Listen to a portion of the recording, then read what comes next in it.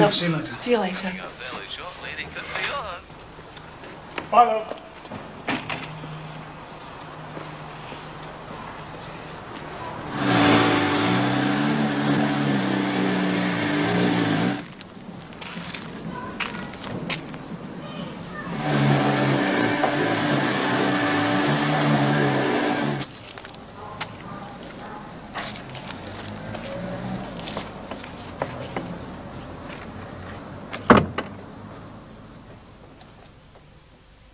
In May 1982, a woman was raped at her home in Manchester. It was the 6th attack in what was to turn out to be a series of rapes and sexual assaults that was to span 7 years. The attacks bore a hallmark. The intruder always surprised his victims in the early morning. Between 1981 and 1984, there were 14 attacks spanning the 3 counties of Greater Manchester, Lancashire and Cheshire. When the police realised they were linked, they set up a joint inquiry. But despite months of detailed detective work, there were few clues. Then, in February 1984, the attacks stopped. Faced with very little evidence, the cases remained unsolved. Eventually, the police closed their inquiry. What detectives could not have known was that over 3 years later, the rapist would strike again. GMR News from the BBC. At 5 o'clock, Roger Summerskill reporting. Police are hunting a man who raped a 23-year-old woman at her home in Hindley. The man, who is armed with a knife, kicked in the back door of the house and attacked the woman at 10 o'clock this morning. Police say the all forensic evidence from crimes like this throughout the whole of northwest England is sent to labs at Chorley. It was scientists who were to recognise the grim significance of this new attack. The main reason that we thought this was a possible continuation of the earlier series was that it had 2 distinctive characteristics. That is, it took place in the morning and it took place in a terraced house. Actually, that was a remarkable deduction, given that the labs had dealt with 1,000 sexual crimes in the intervening years. But they put their theory to the test. Semen samples from the latest rape at Hindley were analysed to find the telltale blood group. It was A, just as in the previous rapes. Then a further test on enzymes revealed another similarity. Only 1 in 9 males would share this chemistry. Is that the lot for today, then? It is, yes. Is your daughter still going to the disco later? Yeah, tonight, yeah. Right. I'll see you later, then. Yeah, bye. Yeah. This is Warrington, 20 miles from the attack at Hindley, and 2 weeks later.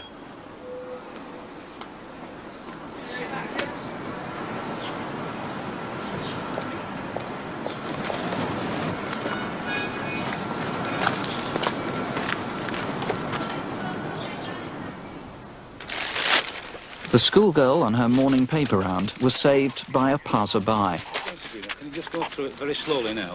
Once you disturb this guy, which way did You went straight up the back and turn right at down the top alley right. here, Yeah. and turn right. Definitely didn't go left, he went right. No, he went right.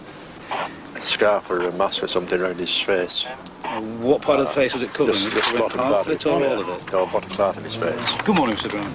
This detective, Will Brown, had worked on the earlier rapes, and the scene here struck him as familiar. He recalled that 2 paper girls had been attacked before amidst that series of breakfast-time assaults. And I was convinced in my own mind that this was the rapist, that after 3 years he was back in the northwest of England, and I made my feelings known about that. Will Brown's persuasiveness, together with the forensic evidence, provoked fears that a new campaign of rape had just begun. And there's very little finesse about the way he makes his entry to the houses. He simply puts his shoulder or his boot to the rear door and goes in and attacks the woman. Jim Patterson of Manchester Police set up a major inquiry, based at Lee and eventually embracing Lancashire, Cheshire and the Regional Crime Squad.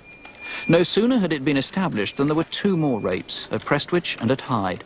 Since these again were in the early morning, the inquiry was named after a bird of prey that strikes at dawn, Operation Osprey. You must realise that at that stage we didn't have any suspect whatsoever that we could look at closely. So what we had to do is compile a composite description and composite information from all the offences that had been committed. And how about his clothing? Could you tell what clothing he was wearing? Jeans. Remember? definitely. In fact, they re-interviewed each victim to cross-check each description. By combining evidence, they hoped to build up a consensus, a consistent picture of one man. And how about on his face? Was there any facial hair or anything that you would be very distinctive? His eyes. The MO of suspects, that is the method of operation employed by known sex offenders, was cross-checked on the computers. There were 4,000 men with records for sexual crimes in northwest England. But it was technology of a different sort that caused a breakthrough, the introduction at just this time of genetic fingerprinting. DNA profiling became available in 1987. It was not available for the earlier series of rapes up to 1984. This is the result that we got from the Hindley rape. A series of bands, each representing DNA of a particular size. This sample is from another individual, just for comparison, and it can be seen at a glance that the two samples are quite different. We then got the result from the Hyde rape, and the bands correspond exactly throughout the sequence. The probability of two men having the same profile would be 600 million to 1. But the early morning crimes went on. Rochdale, October 1987.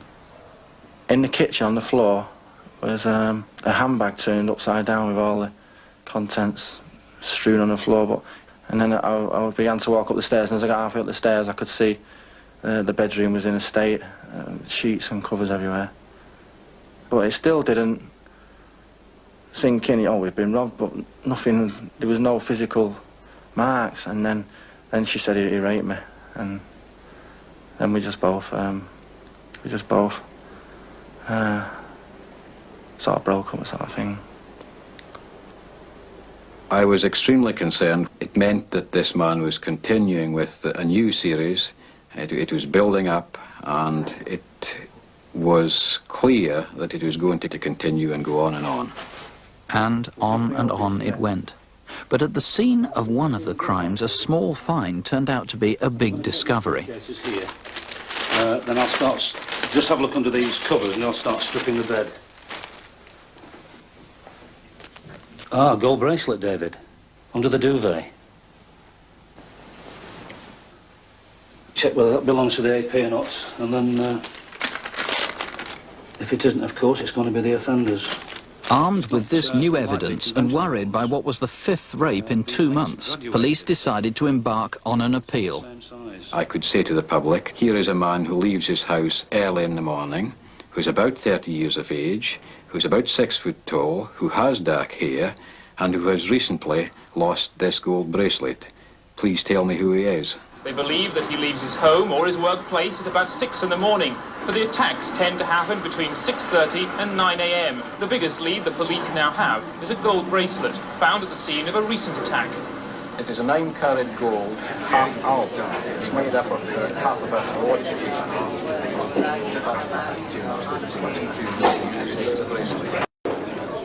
Leave that with me. I'll get on to the crew and get all the background information for you. After the press conference, it just went crazy, really. Everybody was phoning in.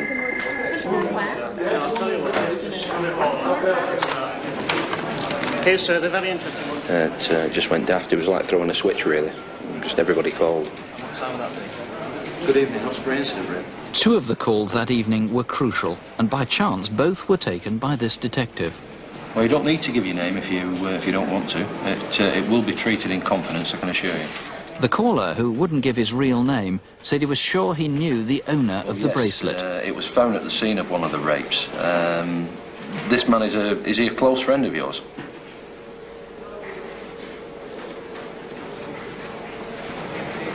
Yeah.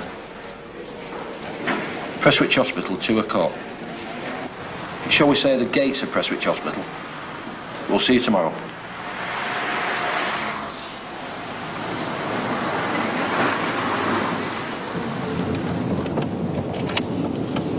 That looks like him over there.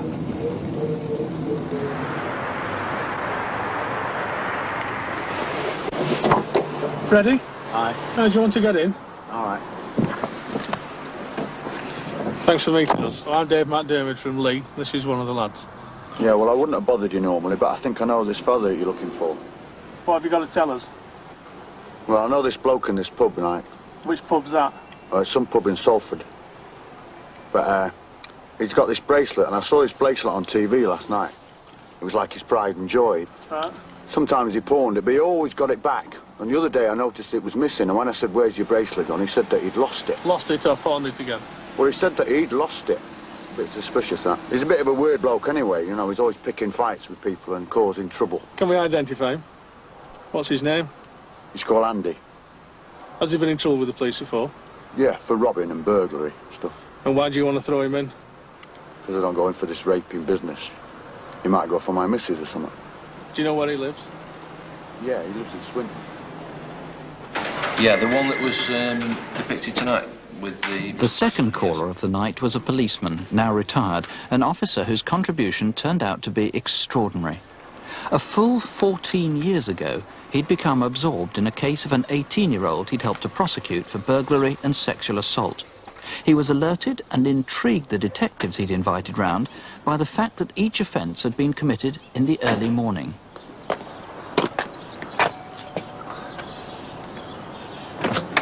Hello, I'm Sergeant Wooders. This is DC Diary. Come and see you. Yeah.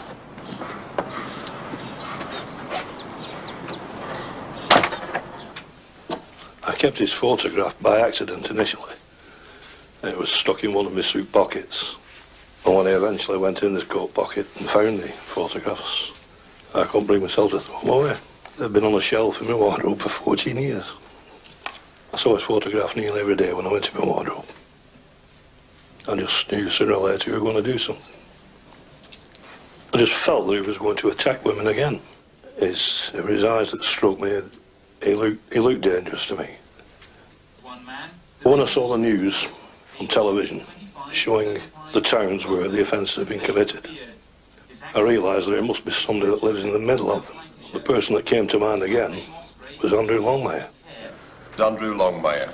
Now, Sergeant McDermott, you've seen somebody this morning, haven't you, who's given the name Andrew. Is this going to be the same fella? We've been to see the informant, Freddie, and from what he tells us of Andy, and our inquiries down at Salford and then at Records Office, it would appear to be the same Andrew Longmire.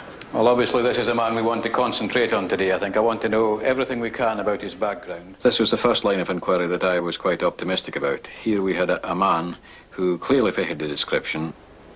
We were able to check up on his previous record, and we could say that he had been in prison during 1985 when the offences were not being committed, but probably more importantly for us, we were able to very quickly confirm that he was never in prison when offences were being committed.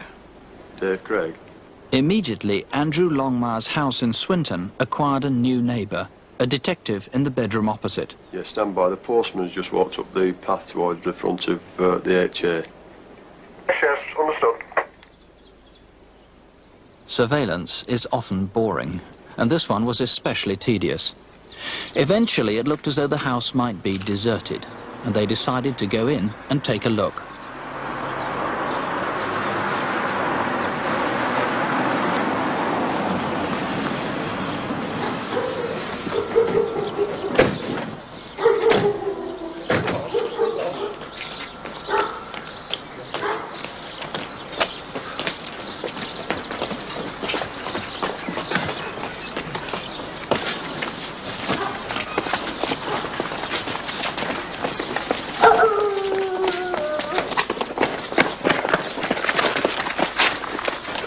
Clear the back, Steve.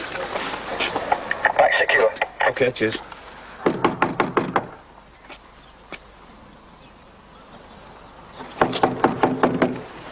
Come on, it's the police. Open up. Come on, open the door. It's the police. No, it's got the amateur look right from the way, you know.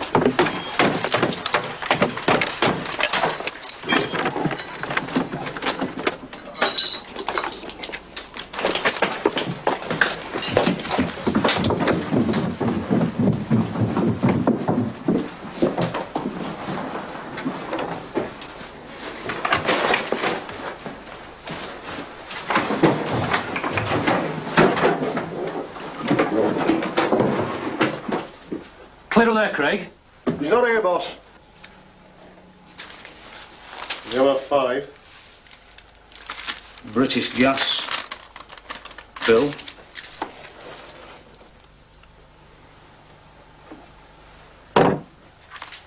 Three diaries, Craig, and 2 telephone address books, miscellaneous letters.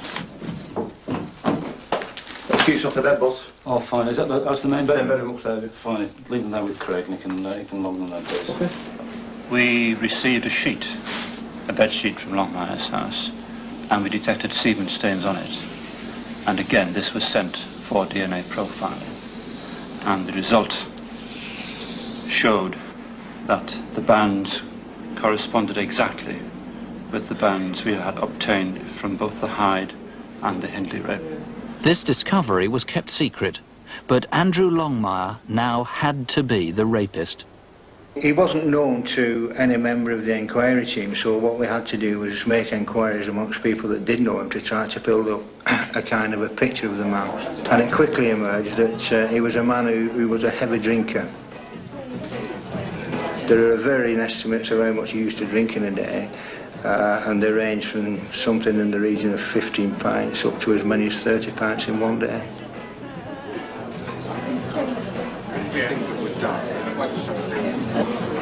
He was regularly involved in fights with other people, and the general impression that he wasn't very well liked. MDC Brown, this is Tony Raby from Operation Osprey. We're making inquiries in the local pubs to see if anybody knows this man. That's the man we're interested in. It's a fairly good likeness of him. I'm just wondering if you've seen him in the pub at all at any time. No, I don't recognise him at all. His face doesn't ring a bell. Yeah? We're from the police. Can we have a word with you a minute? I know you, yeah. What the bloody hell do you want? Are you a mate of Andy Longmire's? What if I am? We want a word with you. Making some inquiries into a man called Andrew Longmire. We believe you know him. That might do. What's it to you? They did find some of Andrew Longmire's criminal associates, though most were reluctant to talk. But they wanted to be rid of the police, and they also shared with the detectives a revulsion against rape. Like he says, we're investigating serious offences. Do you mind if we come and talk to you? No? For 2 weeks, police kept vigil on the house, and eventually a neighbour told them Andrew Longmire's girlfriend had been on the phone to them. When she heard police had searched the place, she said she'd come home to talk to them. Detectives picked her up when she arrived and took her in for questioning. Their questions went on for 2 days. We need to trace Andy urgently. You know him better than anyone else. You're nearer to him than any other person. You lived together as man and wife for a number of years. You've got his daughter, and we need to know where he is. Now, where is he? I don't think at any time that she knew anything in relation to the sexual offences that he was committing. But when he doesn't do that sort of thing, when he goes out robbing. He's not doing anything else.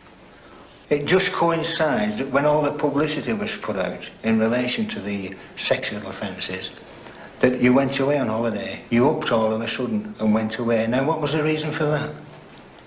Going on holiday. He did some burglary or something, and the bloke came back and he hit him over the head, and, you know, that's why we went. Keep things quiet. Did you believe him?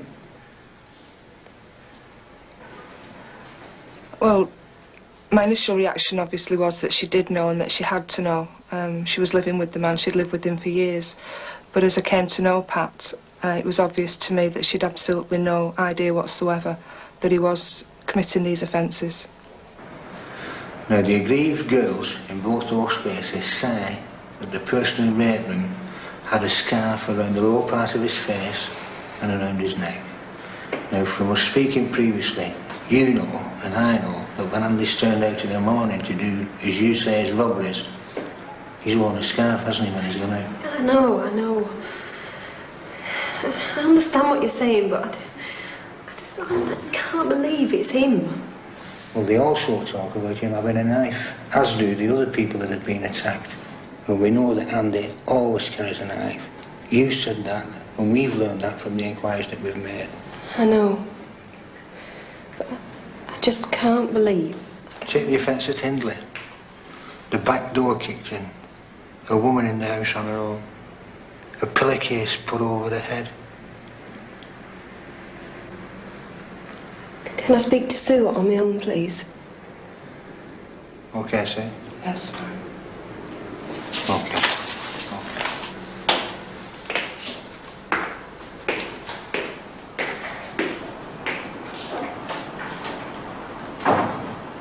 What's the matter, Pat?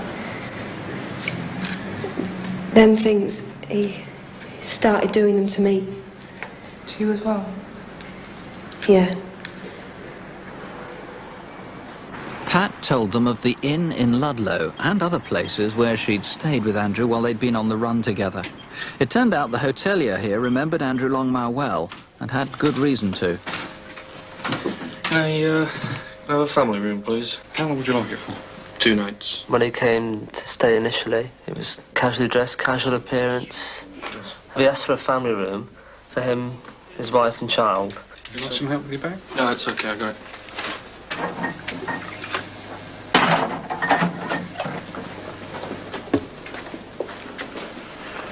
Bang a bit, please, and have one yourself. Oh, thanks very much. On a Saturday night, I usually come down to the bar early to get everything ready. And as I was coming down the corridor, I could hear a soaring noise from that bedroom. I was wondering what on earth was going on. Pictures in your mind of soaring furniture, making a mess of the bedroom, whatever. Next morning, he went into the room to have a look. No shavings, no nothing. I had absolutely no idea what they may have been doing. In fact, there'd been a burglary in Ludlow. Though police didn't know it, Andrew Longmire was now armed with a sawn-off shotgun. Platform 9 is the delay 4. Can you attend the ladies' toilets on platform 6, please? We've had a report of a man asleep there. Over. Roger, we'll investigate. 1 month later, late at night, at Leeds in Yorkshire.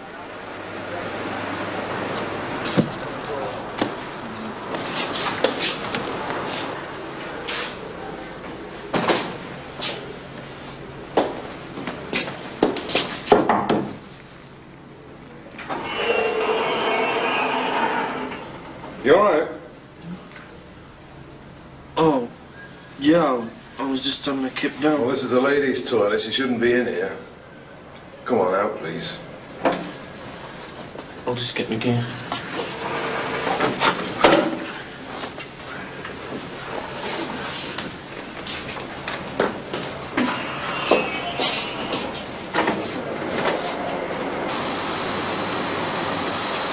What's all this about? I haven't done anything wrong. Well, I'll tell you what it's about. That was a ladies' toilet you were in. You frightened a lady who wanted to use those toilets. You shouldn't have been in there. I didn't know it was a ladies' toilet. Can I have a name and date of birth? John C. Mark. I was born 12th of May 1956 in Wrexham. Have you got anything to confirm this, like a driving licence or anything? No.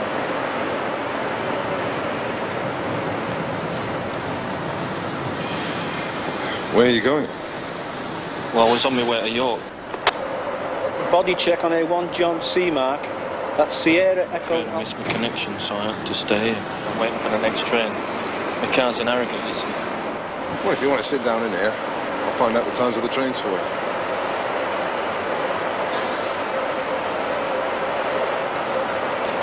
Yes, received. Have you a description? 6 foot, scruffy. He's quite stocky as well. Over. Stand by.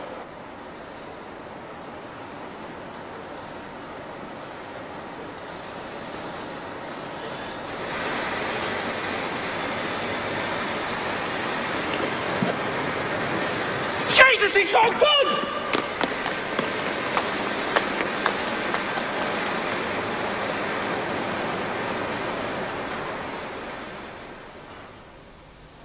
Charlie Foxtrot 3 to control. Can you do me a PNC check, please, on a red Marina? Gold. Next day, police checked the station car park in Harrogate. There was just a possibility the gunman's story about having left a car there might be true. Lot of gear in here, Sarge. All right, well, let's have a look then. We'll have these. What's this?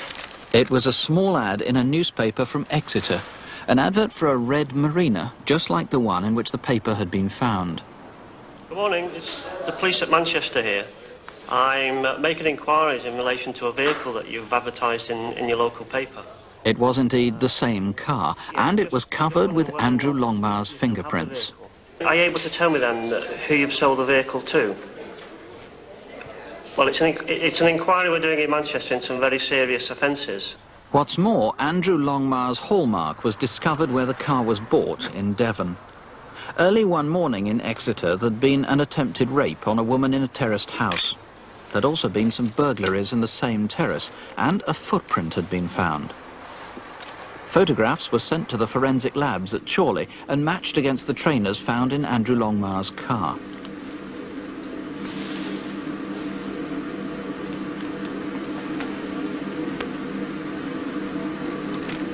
There was no doubt it was the same shoe.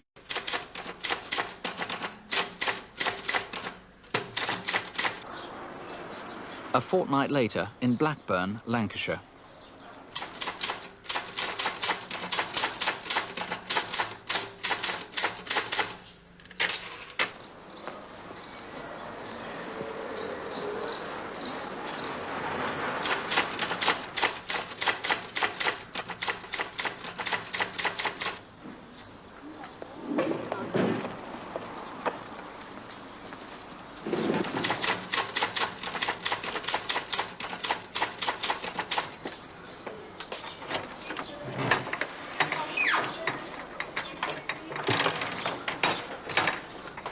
We went to see the girl in hospital about 2 or 3 hours after she'd been raped to home. She was obviously very, very distressed about what had happened, but also very calm and very, very cooperative.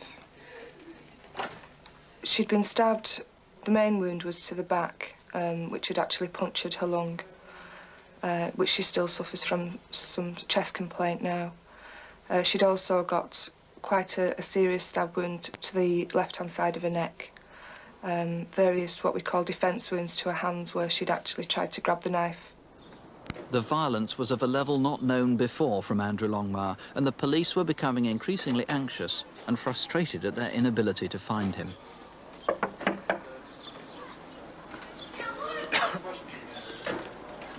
Morning, sir. Morning. What it is, early this morning. DNA samples sent from the rape here at Blackburn would take 6 weeks to process, but evidence connecting Longmire to the stabbing was discovered at a scrapyard 200 metres from where the crime had been committed. A man like Longmire had bought a van here half an hour before the rape. I'll take it. What the man noticed about him was that he was a very cool customer, and he didn't like the man from first setting eyes on him. The buyer had worn sunglasses, and the victim told police she remembered seeing a man who wore dark glasses shortly before she'd been attacked. She was certain he was her assailant. Any final doubts were quickly swept aside. Fingerprints at a local hotel, where a man in dark glasses had been staying, were those of Andrew Longmire. Now his violence was becoming more savage. Operation Osprey launched a second nationwide appeal. They asked for a great blaze of publicity. Next, Manchester Police need your help to find a man who could be anywhere in the country. His name is Andrew Longmire, although he uses a number of aliases. We knew that he was staying in small hotels, and I hoped that that same night we would receive a phone call telling us where he was. I also knew, of course, that if it didn't work, and the danger was he would be turned into a much more desperate man than he had been previously. Police have taken the unusual step of naming Longmire because of what they describe as the escalating level of violence used in the sexual attacks over the past few months. Now they know he has a gun and he's threatened to use it. They say they can't take any chances. These warnings were a gamble. Labelling this man as dangerous might jeopardize a trial and would undermine much of the identification evidence police had been so patiently gathering from victims. While we were on the air last time, we had quite a lot of calls on this Andrew Longmire character. Any more news on that? Marvellous response. Well over 70 calls, and that's here in the studio. The information has provided a lot of sightings. We had people and other forces working for us all night and over the next few days. It was a dangerous situation because we never knew which one might be the right call. Good evening, madam. Sorry to trouble you. And I would have to pay tribute to the officers in my force and in other forces who had to simply knock on doors, never knowing who was going to answer it. And always with the knowledge in their own minds that they could be faced by a man who was quite likely to shoot them. Well, it was very frustrating not being able to find him. We had a team of officers who were dedicated to tracking him down, and we always seemed to be one step behind him. When you were off, your eyes would be open and you'd be looking around and not really concentrating on what you're supposed to be doing. And that situation applied when you came in the morning. You used to think, I wonder what he did last night or where he stayed last. In fact, at Stoke, there was another rape. Then weeks dragged by. It's January 1988 on Merseyside. 2 unsuspecting officers were on routine patrol. Looks like he's had a few too many. Okay. I'll go and have a word. Right. One way.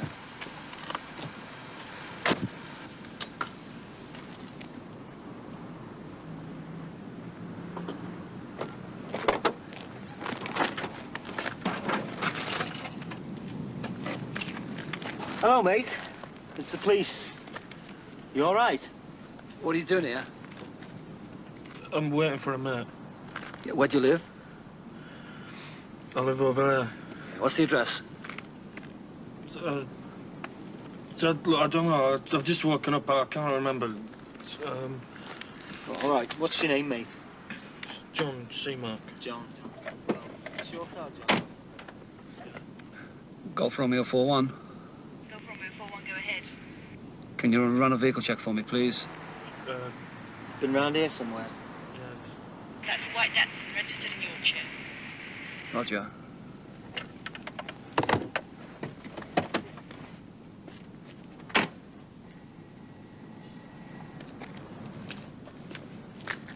Have you got any identification? Yeah, I've got a driving license.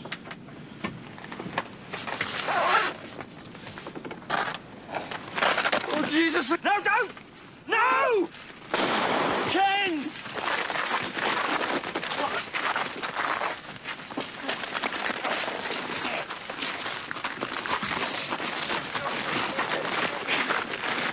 Derek! Derek!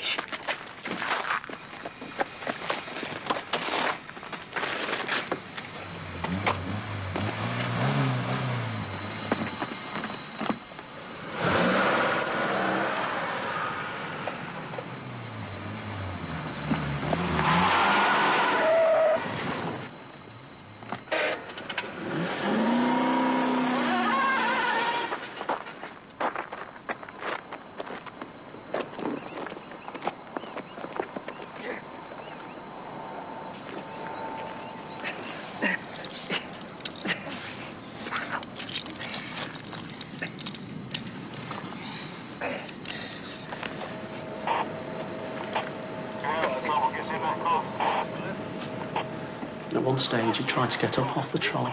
Of course, he was handcuffed to the trolley with both hands. 2 sets of handcuffs. That didn't stop him. He stood up and tried to walk out of the hospital with the trolley on his back. And he had utter contempt for everyone around him.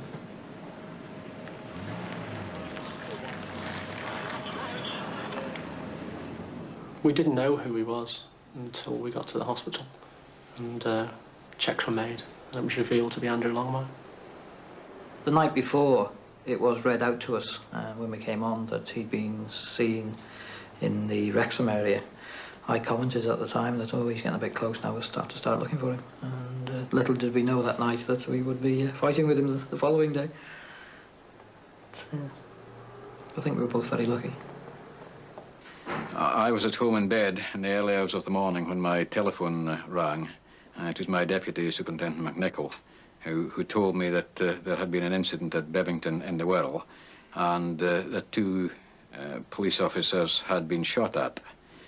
I, in my semi-sleepy state, thought he said 2 officers had been shot, and I've got to say that was probably the worst moment in my career. I thought that my decision at that stage had caused 2 officers to be seriously injured. The man, who police cannot name for legal reasons, was brought here to Birkenhead Police Station after receiving medical treatment. He'll be taken by officers of Greater Manchester Police to Lee Police Station, headquarters of Operation Osprey.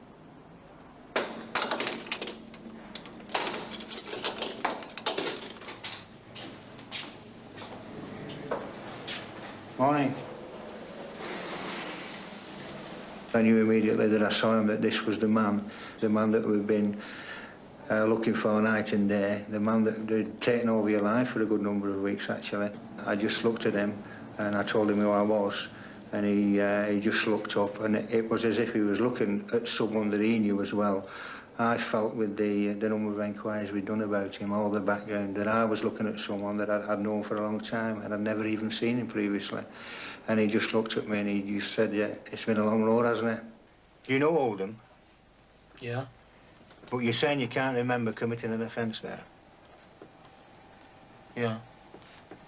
Just let me give you a few details. The offence happened in 1983. Now, I appreciate 1983 is a long time ago. It was on a Wednesday morning. It was 8:30 a.m. and it was in mid-January, the 18th of January. Yeah, look, I'll finish that one for you. I went into the house and then I raped her. And when I left, I stole a sovereign ring. I always believed that when we got him in, it would be a situation where he sat there and wouldn't speak at all. However, by keep going over the same routine, over the same questions, eventually he started to come across. Myself and DC Dyer, the other interviewing officer, we used to see him first thing in the morning. What is it?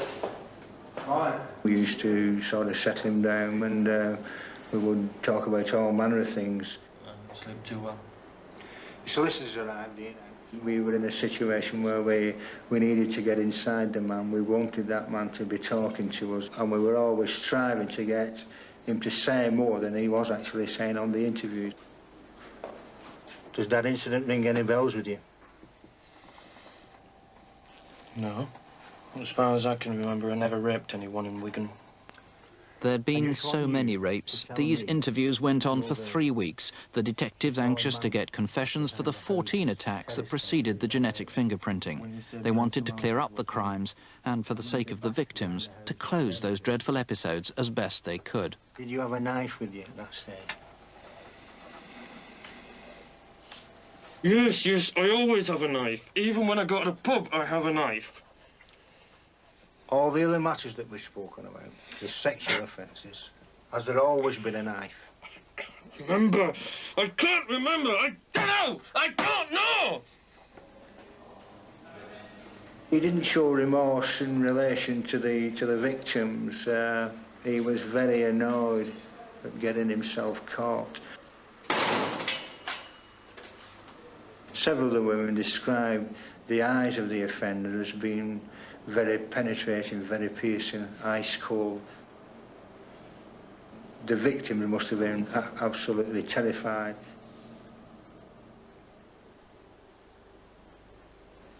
We did actually move because of it. It's always in the back of your mind that you moved because you didn't want to move. Someone made you move, and it hurts knowing that you had to leave your house and your home and your neighbours and your friends because of some maniac.